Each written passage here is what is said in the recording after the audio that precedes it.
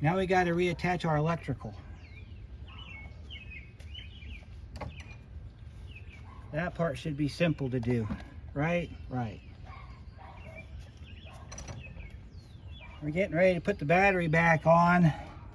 We got to get all of our connectors plugged in or you're going to get a bunch of codes. Ask me how I know. Alright, so we're working on the shock tower. Alright, so we got, make sure all of our coil pack wires came back up, and they did. Alright, you got a attaching plug right there you got to hook to. Okay, now we're all set there. We got our cam VVT wiring we got to hook up. We got to move this big monster here, this big mamma jamma here.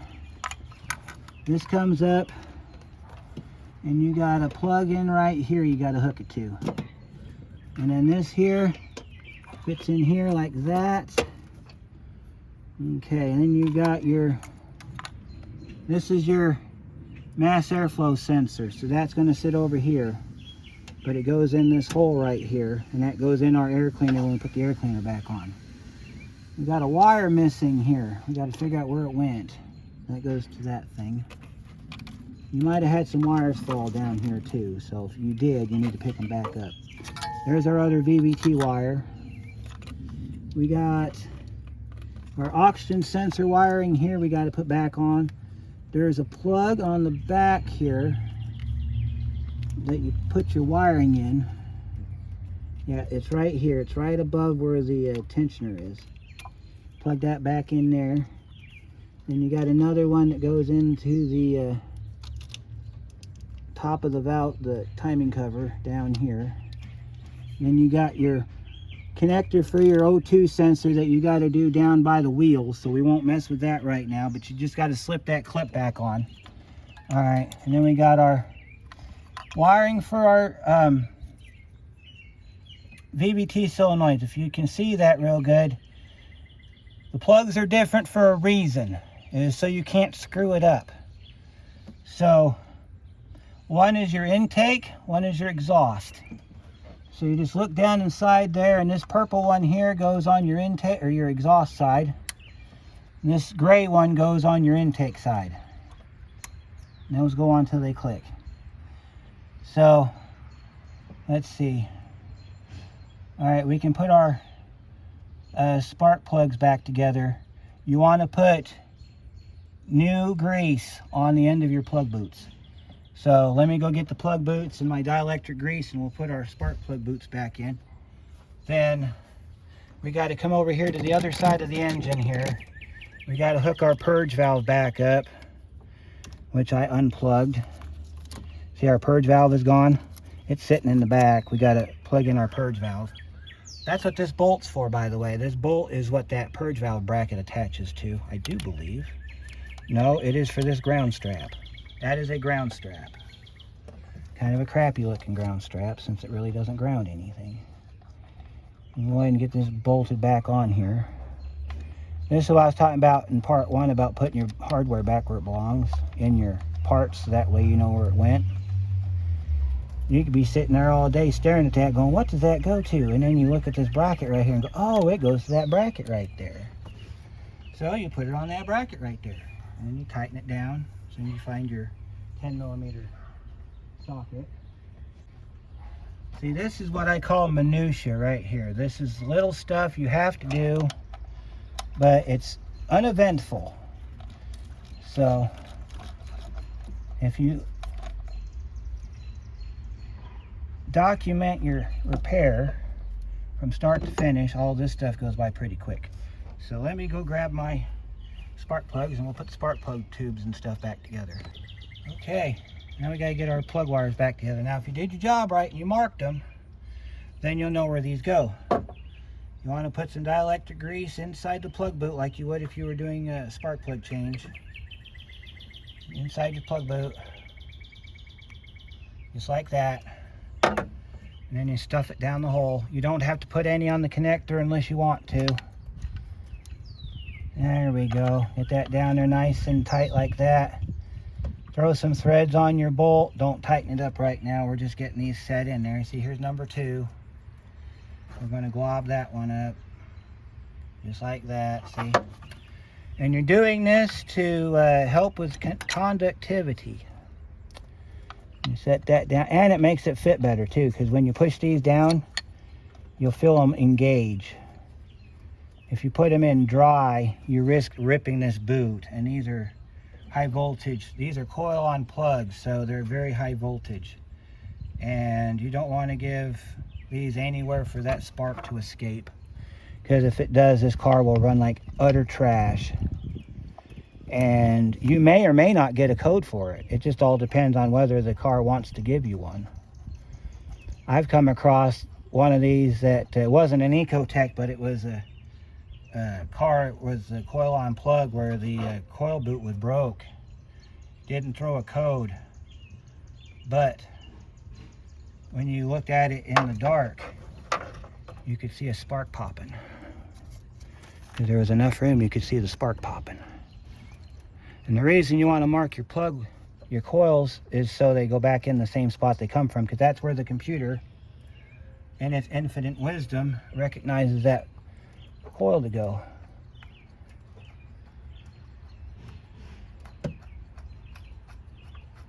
You just want to get some threads down on these, and then we can zip them down with the ratchet.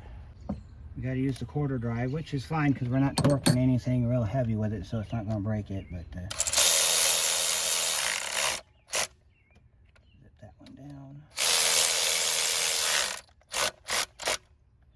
Couple snuggies on that one. Snuggies on that one. Snuggies on that one. All right, we got our plugs in. Now, if you haven't done your tune-up yet on your engine while you got the coil packs out, would be a great time to do it. Other thing that I need to make mention of before I forget is every time you do a timing chain, do an oil change with it. There is nothing more disrespectful than doing a timing job on dirty oil. Very disrespectful. I never do it. I always do an oil change after every timing job. So we got our purge valve right here. This is the tube we were trying to get off in part 1. You just push in and pull up on it like that. Comes right off. So now we got our tube off that we were trying to get off in part 1. And this is what your purge valve looks like. So let me show you how this goes together in the event that you took it off. Goes down in this hole. I believe it bolts back here. I think that's where it bolted to. No, it did not bolt there. It bolted up front somewhere. Oh, down here. There's a bolt hole down here. You're not even in the same precinct as I am. Down here, there's a bolt hole. You got to move this to get to it. So you're going to move your wiring and stuff back, because you got to reach down in here. We're going to fall over here in a second. Anywho, let me see if I can get you in a better spot. I can see that a little bit better. Yeah, that's perfect. Okay, so your bolt hole is right down here. You got to get underneath this vacuum hose to get to it. And this is a 13mm socket that takes this bolt out. And you want to get this in this hole right here, and then get a couple threads started by hand. You can slide this purge valve up forward if you need to. Usually you can spin this bolt in by hand pretty good. And then you get on the back side with a 13 socket and tighten it down. Then you can go ahead and you can hook up your hoses. See if I can get my small dry ratchet here and my extension here, and I'll show you how this goes together. You got to get at it from under the lines here. Sometimes you can get at it without needing an extension, but there's times where you have to have the extension. See, well, I could probably get it without the extension because it's not that bad. Take your wrench, ratchet down here, pull this wiring harness up, And you can get in there with your ratchet. You want to aim it down towards the back of the car. That way you got all that extra room. And you just kind of, when you get it down to where you're ready to tighten it up, you can tighten it up this way. Like I said, you can usually finger these down really good before you have to put the socket on it. And then you just want to find a nice comfortable spot where you're going to get the best amount of, and just kind of tighten it down. All right, your purge valve's on. Let me show you how this purge valve plugs in. Okay, you got this top hose right here. That top hose right there goes on this top hose right here till it snaps. This pink connector goes right here till it snaps. Your purge hose that we took off reaches down underneath here. So what you have to do is you have to navigate it down under the purge valve. This is why it's so difficult to get these off.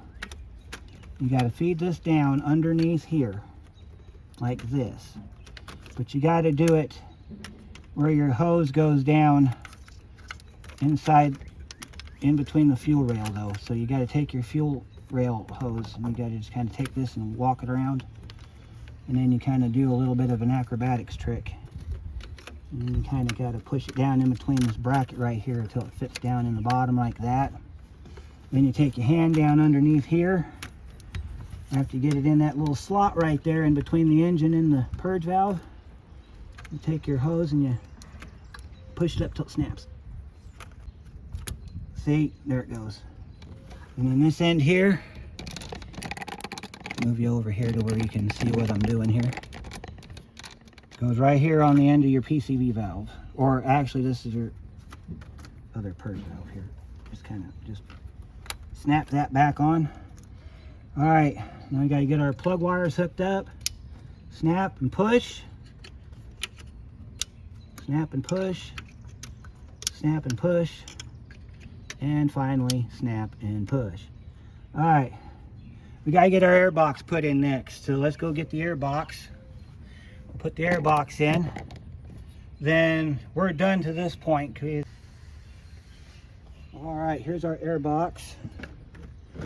We got our two, I believe these are 10 millimeter. I think they are 10 millimeter. You wouldn't think I'd forget that after just being out of here 2 days, but you know, it happens. Get our two bolts out. Take your air box. It goes like this. This little rubber goes inside this hole right here, and then you got to kind of rock it, because if you don't, you're not going to get it to seat all the way. So take your air box, push back on your air tube. Once your air tube gets lined up, pick your air box, push it down like that, and then you want to line up your bolt holes on the back. Don't hook up your electrical yet.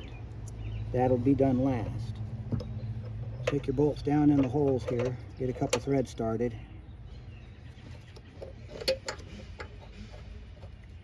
And then we'll grab our 10 millimeter that we just had. We'll leave it on our ratcheting wrench here. We'll zip these down.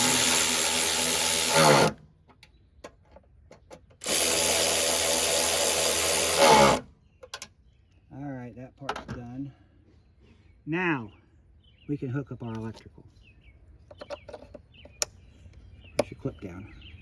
At this point, you can reconnect the battery. So let me show you how we're going to reconnect the battery. All right, there's a bolt. Let me show you where the bolt sits. All right, this is your PCM. Between these two lines is a bolt that goes through here. I already got the bolt out.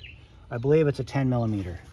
Slide your computer forward, pick up, move it to the side. We'll hook up our negative battery cable.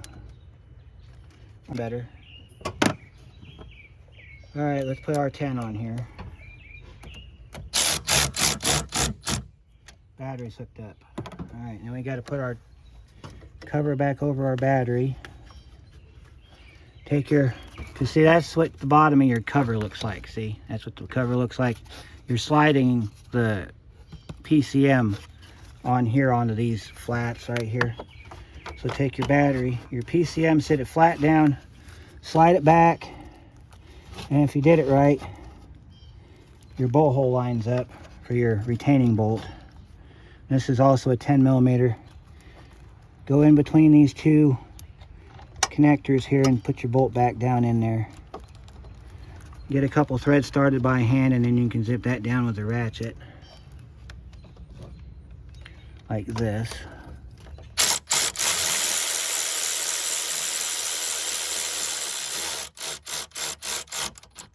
All right, so from this point forward, all we got left to do is get the intake over the throttle body done, which we can do anytime. We've got to get the beauty cover back on, and then that's it for the top side.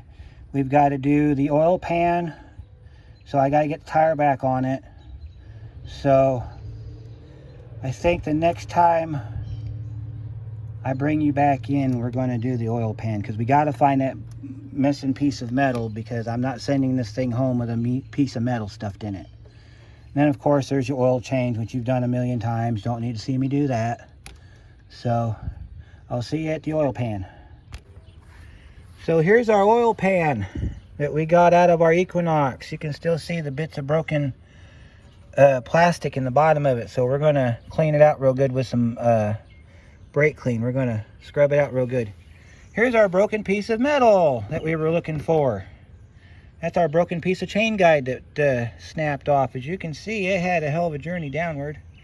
It was sitting just like that, bottom of the oil pan underneath this cover right here, right by the pickup tube. So there's a good chance it probably could have lived under there forever, but it's a good thing that we didn't leave it in there, because depending on how much rotation that engine gets, it could suck that piece right up inside the crank and you're done. So this is your metal piece. This is your piece that goes like this, goes like that, and then you got your bolts in it. So we're going to clean this all up. Nothing looks damaged down here. I don't see any signs of utter destruction. So good news is we got the piece of metal out of it. We got to scrape the dead RTV off the engine block. We've got to get a new O-ring for the dipstick tube, which I might have one in my stuff, in my oil ring collection. So I'm going to tip this over into that jug, or into this bucket over here. And I'm going to spray it out real good, and then we're going to get ready to put it back in.